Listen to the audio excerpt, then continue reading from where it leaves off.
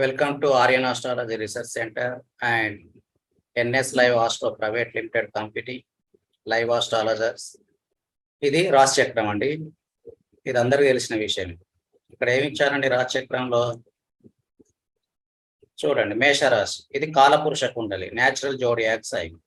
12 రాశులు ఉంటాయి. ఇది అందరికీ తెలిసిన విషయం. దీని గురించి విశ్లేషణ చేయాల్సిన అవసరం లేదు. చూడండి, మేషరాశి కాలపురుష కుండలిలో ఇది మొదటి స్థానం అండి. ఇక్కడ మనం ఎట్లా గుర్తుపెట్టుకోవాలంటే లగ్నం ప్రకారం వచ్చేది మొదటి స్థానమే, కాలపురుష కుండలిలో ఉండేది ఇది మొదటి స్థానమే. ఇక్కడ మనం మన ప్రిడిక్షన్ చెప్పేటప్పుడు కాలపురుష కుండలి చూసుకోవాలి, లగ్నం కూడా చూడాలండి. ఇది basic rule, first basic rule. చాలా మంది చూడరు. ఉదాహరణకు లగ్నం చూడండి, ఇక్కడ ఇది గురువు గారు చాట్ అండి, గురూజీ కేఎన్ రావు. ఇది గురూజీ కేఎన్ రావు చాట్ అండి. ఇది తులా లగ్నం. ఈ తులా లగ్నం ప్రకారం ఇది 1వ స్థానం అవుతుంది. లాజిక్ ప్రకారం ఏంటండి, కాలపురుష కుండలిలో మేషరాశి మొదటి స్థానం. ఈ లాజిక్ మీరు యూజ్ చేయాలి. యూజ్ చేస్తేనే ప్రిడిక్షన్ అనేది ఖచ్చితంగా వస్తుంది. లగ్నం ప్రకారం చూసుకోవాలి, at the same time natural zodiac sign లో ఏంటండి మేషరాశిని కూడా పరిగణలోకి తీసుకోవాలి. అప్పుడే ప్రిడిక్షన్ అనేది ఖచ్చితంగా చెప్పగలుగుతారు. ఇక్కడ అధిపతి కుజుడు ఇచ్చానండి, అగ్నితత్వము, చరరాశి, పురుషుడు అండి, పురుష రాశి. తర్వాత వృషభ రాశి అధిపతి శుక్రుడు, భూతత్వము, స్థిర రాశి, స్త్రీ రాశి. తర్వాత కాలపురుష కుండలిలో 3వ స్థానం మిథున రాశి అధిపతి బుధగ్రహము, వాయుతత్వము, ద్విస్వభావ రాశి, పురుష రాశి. ఇక్కడ చూడండి, చర, స్థిర, ద్విస్వభావం చూడండి. తర్వాత జలతత్వం, మళ్ళీ ఇది అగ్నితత్వము, భూతత్వము, వాయుతత్వము, తర్వాత జలతత్వం వస్తుంది. మీ ఆర్డర్లో గుర్తుపెట్టుకుని సరిపోతుంది. 4వ రాశి కర్కాటక రాశి అధిపతి చంద్రగ్రహము, జలతత్వము, స్థిర రాశి, చరరాశి, స్త్రీ రాశి అండి. సేమ్ మళ్ళీ ఇదే ఆర్డర్లో వస్తాయండి, అగ్నితత్వము, భూతత్వము, వాయుతత్వము, జలతత్వము. మీ ఆర్డర్ గుర్తుపెట్టుకుంటే చాలండి. తర్వాత ధనుసు రాశి నుండి అగ్నితత్వము, భూతత్వము, వాయుతత్వము, జలతత్వం. ఈ రాశి యొక్క కలర్స్ కూడా ఇవేనా, నేను కలర్స్ కూడా అవే ఇచ్చాను. సో ఈ పీడిఎఫ్ నేను పోస్ట్ చేస్తానండి. ఇవి 12 రాశులకు సంబంధించిన న్యాచురల్ జోడియాక్ సైన్. తర్వాత ఇక్కడ మనం ప్రధానంగా గుర్తుపెట్టుకోవాల్సింది ఏంటండి,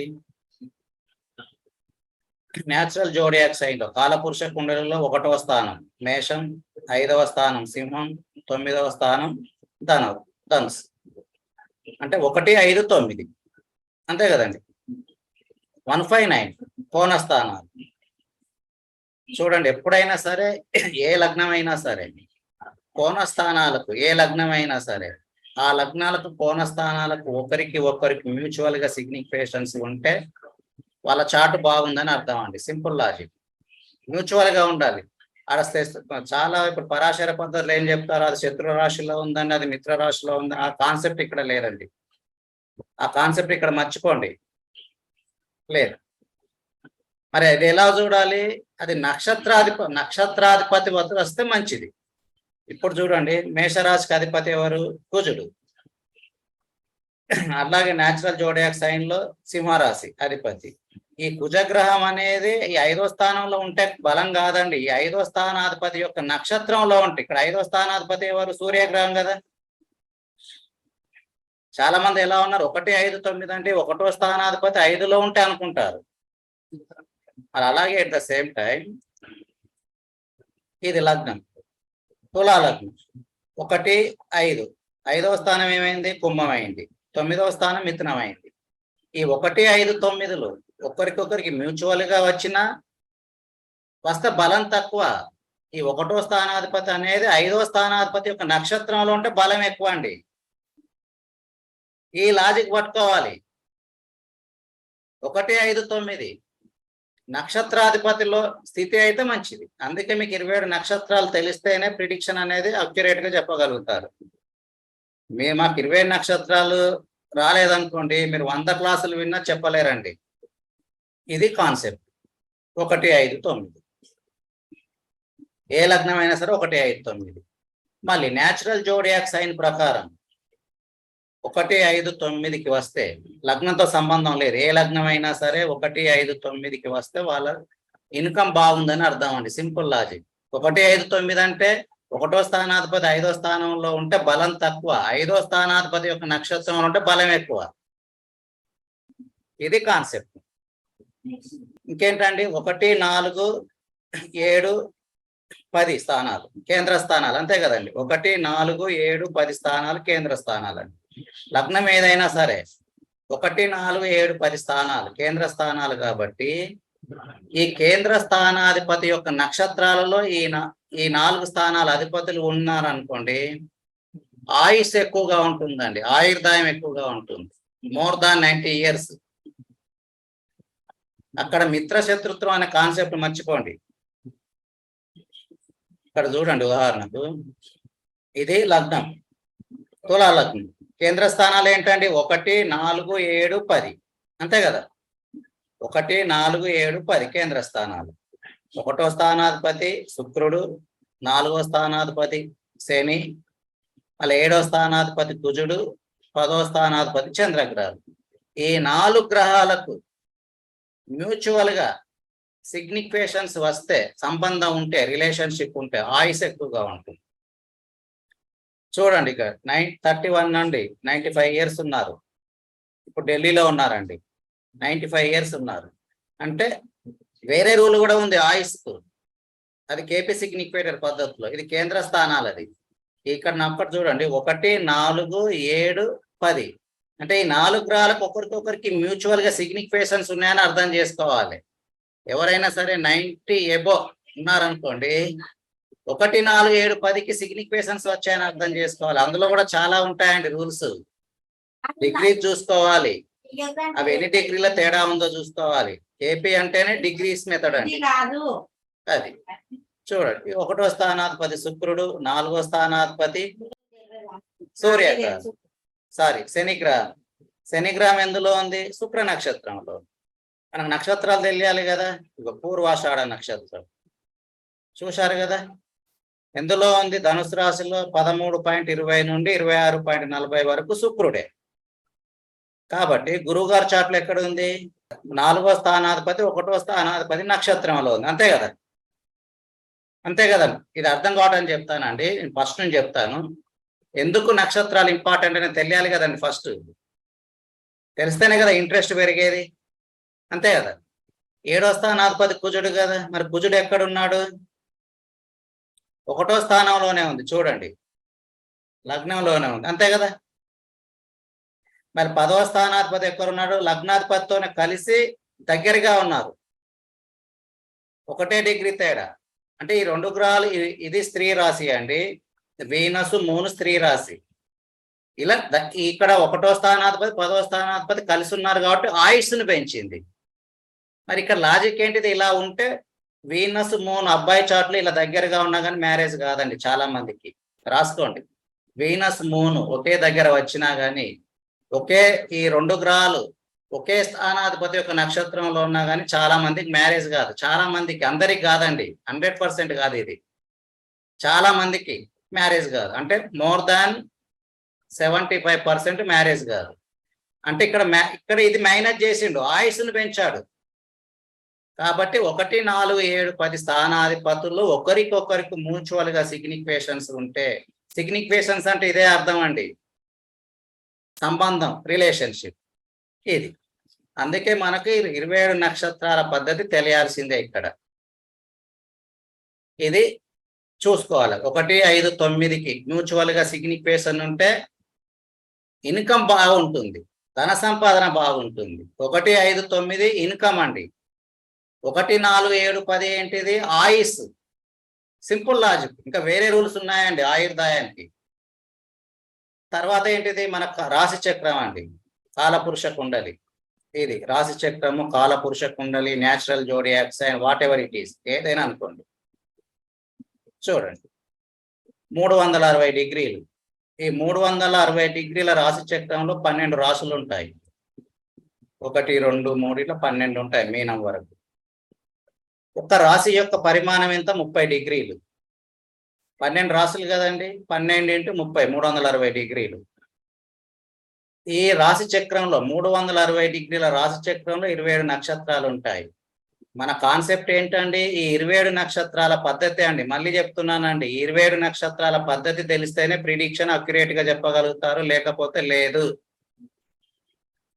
ఒక నక్షత్రం యొక్క కాల పరిమితి ఎంత? 13.20 డిగ్రీలు. ఈ 13.20 డిగ్రీల్లోనే 4 పాదాలు ఉంటాయి. ఒక నక్షత్రం 4 పాదాలు. ఒక పాదం ఎంత? 3.20 డిగ్రీలు.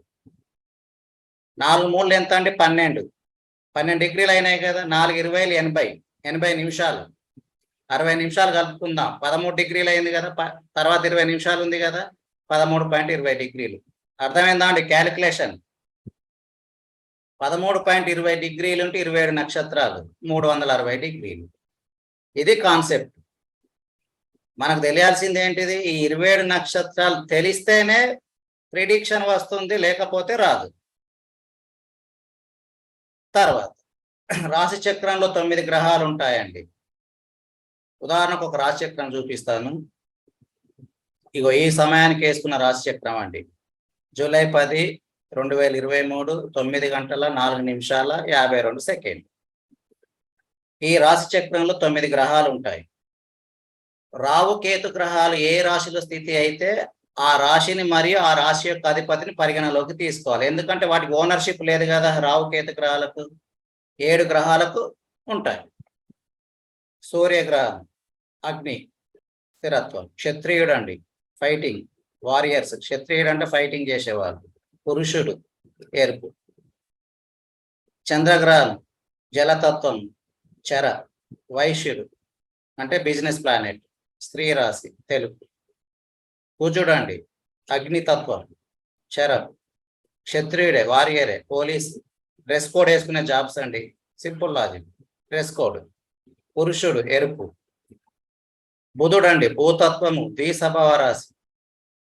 వైశ్యుడే, క్షత్రియ ప్లానెట్, వైశ్యుడు అంటే బిజినెస్ ప్లానెట్. నపుంసకుడు అండి ఆకుపచ్చ కలరు. గురుగ్రహం వాయుతత్వం అనొచ్చు, ఆకాశతత్వం. గురుగ్రహం బలహీనంగా ఉంటేనే అబ్రాడ్ ప్రయాణం ఉంటాయి. ఆకాశతత్వం కదా. బలహీనంగా ఉంటే, బలం కాదు, బలహీనంగా ఉంటే అబ్రాడ్ ప్రయాణాలు ఉంటాయి.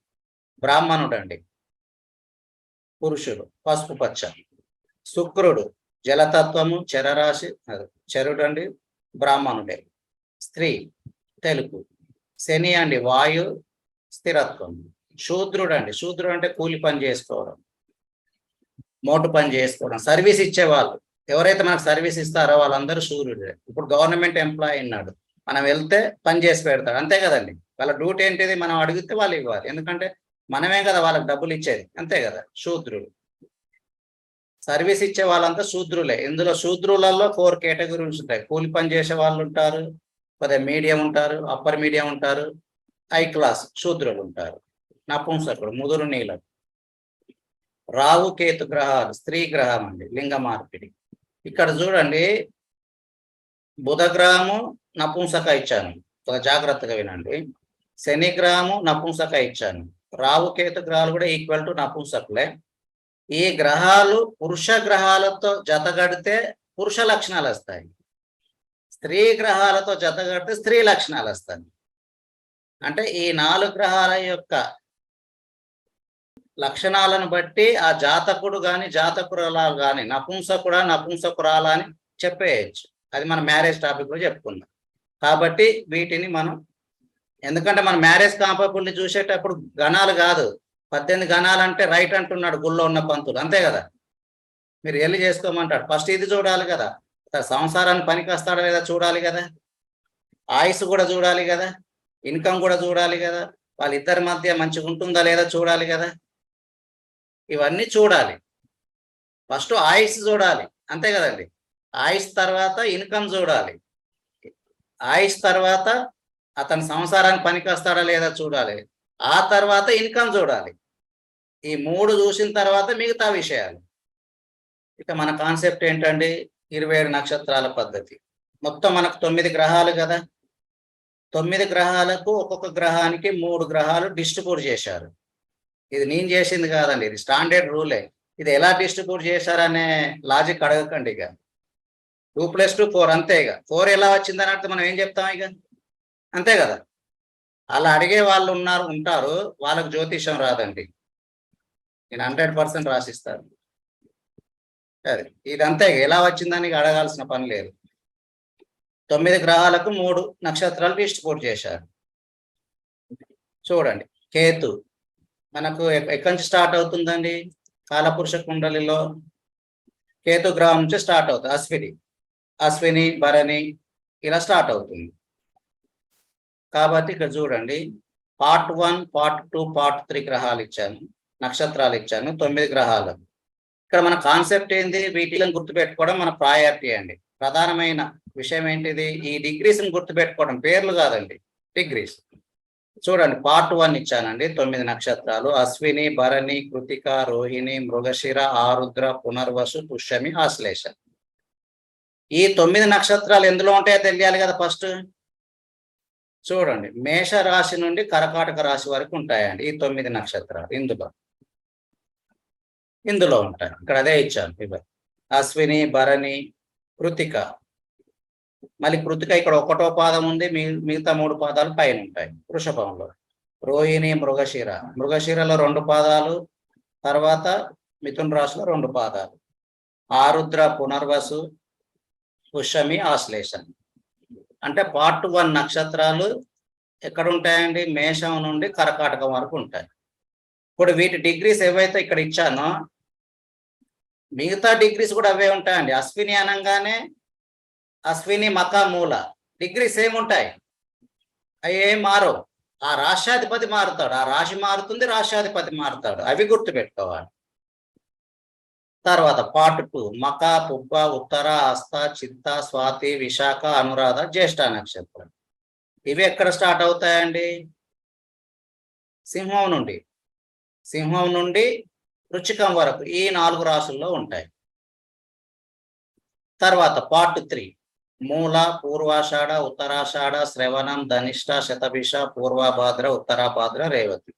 ఈ 9 నక్షత్రాలు 9వ రాశి నుండి 12వ రాశి వరకు. 9వ రాశి ధనుసు నుండి మీనం వరకు. ఇక్కడ మన లాజిక్ ఏంటి? అశ్విని ఎన్ని డిగ్రీలు అండి? ఇగో చూడండి, అశ్విని నక్షత్రం, కేతు గ్రహానికి 3 నక్షత్రాలు కదా. అశ్విని, మక, మూల. చూడండి, అశ్విని 0 నుండి 13.20 డిగ్రీలు. మళ్ళీ అశ్విని మక ఉంది కదా, కేతు గ్రహానికి 3 నక్షత్రాలు కదా. మక చూడండి, ఇక సేమ్ డిగ్రీస్ 0 నుండి 13.20. మూల 0 నుండి 13.20. మరి ఎందుకు ఈ నక్షత్రాలని గుర్తుపెట్టుకోవాలి? ఇప్పుడు లాజిక్ చెప్తా చూడండి. ఇది గురువు గారు చాట్ అండి, మా గురువు గారు. ప్రపంచంలో ఒక 10 మంది బెస్ట్ ఆస్ట్రాలజర్స్ ఉంటారు కదా, అందులో కె నారాయణరావు గారు మన మచిలీపట్నమేనండి, మన తెలుగు వారే. ప్రస్తుతం ఢిల్లీలో గత 50 సంవత్సరాల నుండి ఆస్ట్రాలజీ ఇన్స్టిట్యూట్ రన్ చేస్తున్నారు. ఇప్పుడు వయసు రీత్యా వేరే వాళ్ళకి హ్యాండ్ ఓవర్ చేసి రెస్ట్ తీసుకుంటున్నారు. మన తెలుగు వారేనండి. చూడండి, ఇప్పుడు ఆయుష్ ఉంది కదండి. ఇప్పుడు లాజిక్ ఎలా చూడాలి చూడండి, కొంత జాగ్రత్తగా వినండి. ఇప్పుడు ఇది లగ్నం అండి, తులా లగ్నం కదా. శని గ్రహము ఆయుష్ విషయానికి కారకత్వం వహిస్తాడు, అంతే కదా. 8వ స్థానానికి ఆయుష్ అండి, ఆయుష్. మరి ఇక్కడ శని గ్రహానికి ఇక్కడ చూడ 4, 5 స్థానాలకు అధిపతి అయ్యాడు. మరి 8వ స్థానానికి వచ్చిందా? 3వ స్థానంలో ఉంది. 3వ స్థానం కూడా ఆయుషే, శని గ్రహం. 8వ స్థానానికి పూర్ణ ఆయుష్. మరి వచ్చిందా అండి? ఇక్కడ ఏమిచ్చాను చూడండి, శని గ్రహము 4, 5 స్థానాలకు అధిపతి. 3వ స్థానం ధనుసు రాశిలో శుక్రగ్రహానికి చెందిన పూర్వాషాఢ నక్షత్రంలో స్థితి. పూర్వాషాఢ నక్షత్రమే కదా. చూడండి, పూర్వాషాఢ నక్షత్రంలో స్థితి కావున 1, 8 స్థానాల్లో బలంగా ఉన్నాం. మనం ఏమనుకున్నాం? నక్షత్రాధిపతి ఫస్ట్ ప్రయారిటీ అన్నాం కదా. 1, 8 ఏమైంది? శుక్రగ్రహ, ఇది నక్షత్రాధిపతి శుక్రుడు కదా. శుక్రుడు ఇక్కడ 1, 8 స్థానాలకు అధిపతి అయ్యాడు, అంతే కదండి. అంటే ఈ శని గ్రహం 8వ స్థానానికి స్ట్రాంగ్ అయ్యాడు.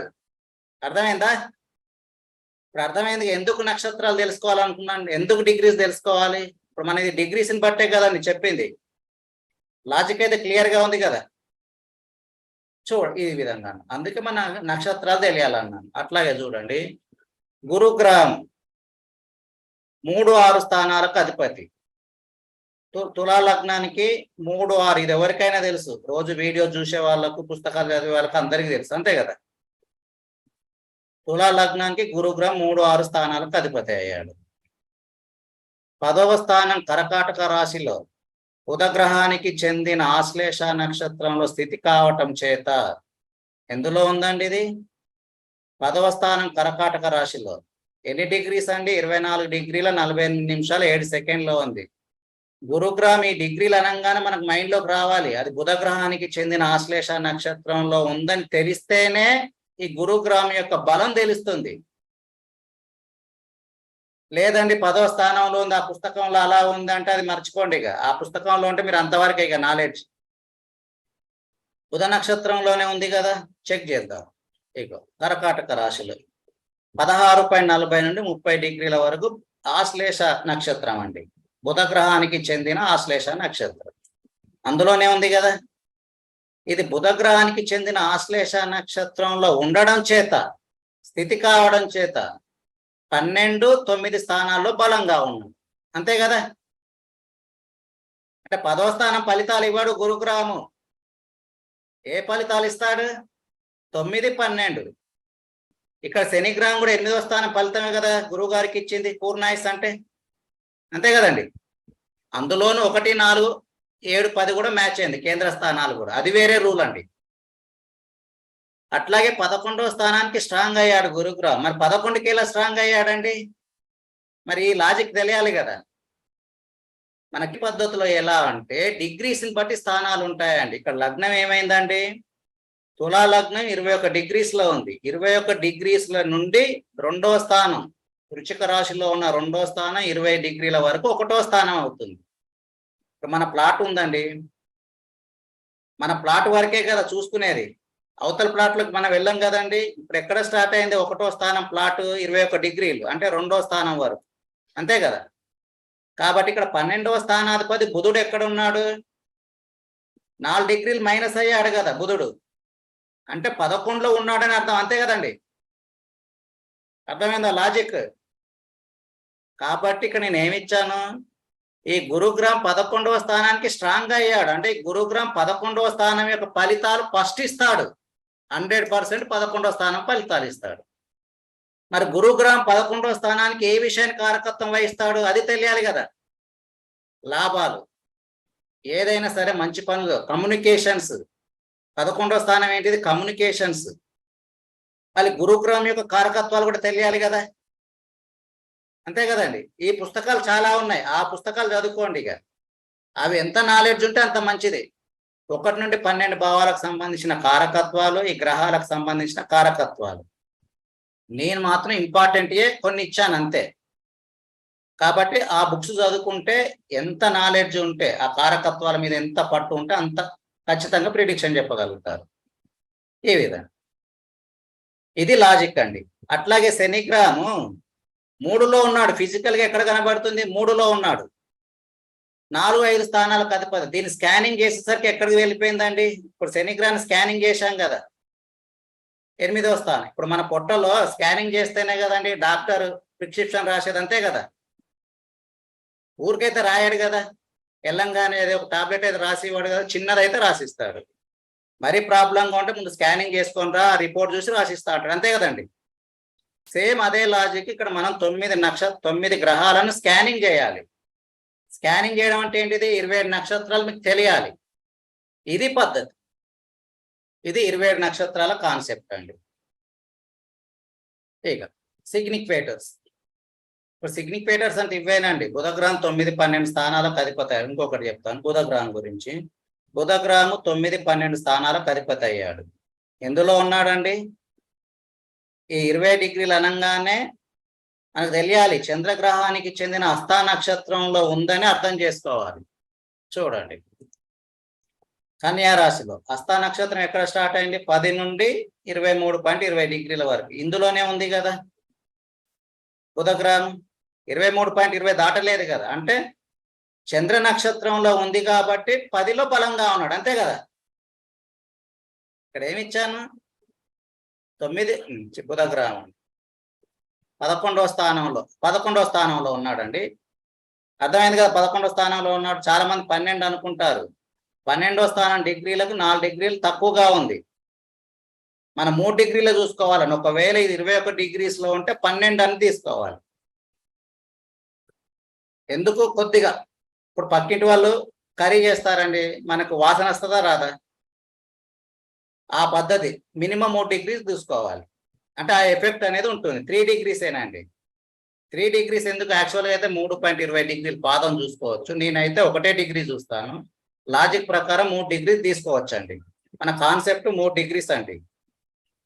3 డిగ్రీలు తీసుకోవచ్చు. చంద్ర నక్షత్రంలో స్థితి అయ్యాడు కావున 10లో బలంగా ఉన్నాడు. ఇక్కడ 10లో బలంగా ఉందని ఇవ్వలేదు, మిస్ అయింది. 12వ స్థానానికి స్ట్రాంగ్ అయ్యాడు. మరి 10వ స్థానాధిపతి ఎక్కడున్నాడండి? 10వ స్థానాధిపతి చంద్రగ్రహం కేపీ ప్రకారం ఎందులో ఉంది? లగ్నంలో లేదు, 12వ స్థానంలో ఉంది. ఎందుకంటే 12వ స్థానం ఎక్కడ స్టార్ట్ అయింది? 24 డిగ్రీల దగ్గర స్టార్ట్ అయింది. 1వ స్థానం 21. ఈ మధ్యలో ఎన్ని గ్రహాలు ఉన్నా 12లో ఉన్నాయని అర్థం చేసుకోవాలి. అర్థమైందా అండి లాజిక్? ఓకే కదా, ఇది కాన్సెప్ట్ మనది. ఇక్కడ మీరు తెలుసుకోవాల్సింది 27 నక్షత్రాల కాన్సెప్ట్ అండి. ఇంతకు మించింది ఇంకోటి ఏం లేదు. ఇక ఇది తెలిస్తే మనం 12 స్థానాలకు సిగ్నిఫికేటర్స్ వేసుకోవడం రావాలి. 12 స్థానాలకు సిగ్నిఫికేటర్స్ ఎలా వేయాలి అనేది మనం రేపటి క్లాసులో చెప్పుకుందామండి. ఓకేనా అండి? మనకు 10 క్లాసుల్లో ఒకవేళ 10 క్లాసుల్లో నేను చెప్పిన ప్రామిస్ కాకపోయినా కానీ నెక్స్ట్ 2 క్లాసులు ఎక్స్టెండ్ చేసి కూడా చెప్తాను. 10 అంటే 10 కాదండి నా పద్ధతి. ప్రామిస్డ్ ఒక అగ్రిమెంట్ అనేది ఉండాలి కదా 10 అని. Advanced techniques of predictive KP astrology మరియు సోలార్ మంత్ పద్ధతిలో advanced techniques of predictive numerology అలాగే బర్త్ టైం రెక్టిఫికేషన్ కోర్సు నేర్చుకోవాలనుకునేవారు ఇక్కడ కనిపిస్తున్న నెంబర్లో సంప్రదించగలరు. మీకు ఈ వీడియో నచ్చినట్లయితే లైక్ చేసి సబ్స్క్రైబ్ బటన్ మీద క్లిక్ చేయగలరు. ధన్యవాదములు.